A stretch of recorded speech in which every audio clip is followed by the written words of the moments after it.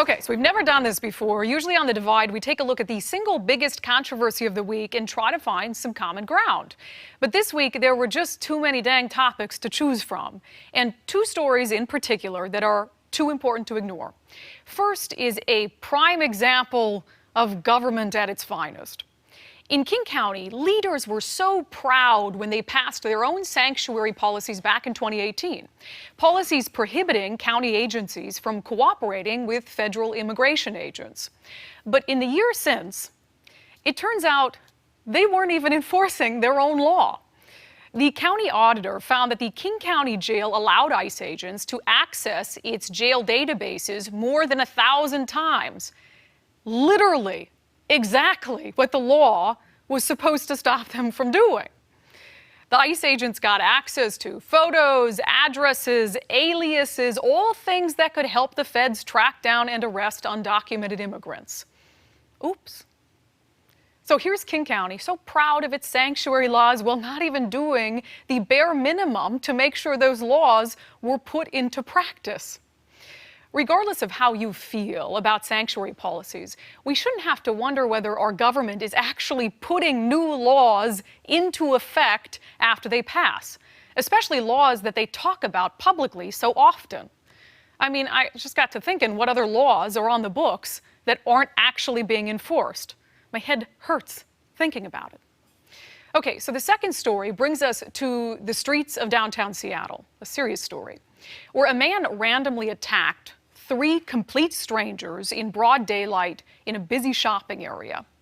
The suspect, this man, has been arrested in Washington state 22 times. He has a history of drug abuse and mental illness. Yet he is just one of many to get Seattle's revolving door treatment where people get jail time but no actual help. Thankfully, all 3 victims are going to be okay. But we could easily be talking about 3 deaths.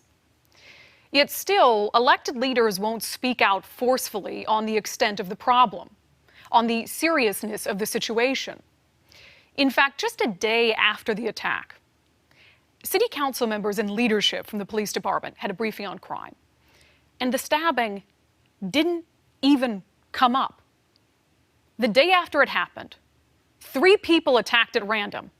It didn't even come up during a meeting about public safety. They want to treat the problem with kid gloves.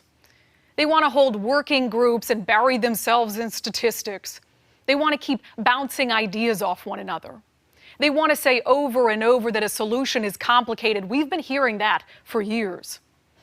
I'm starting to wonder whether complicated actually means that a solution is not politically palatable. People's lives are at risk.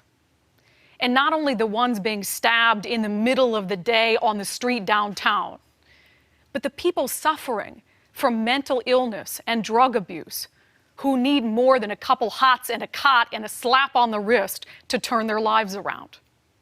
They need help. This city needs help. This county needs help. The question is whether anyone is actually up to the task.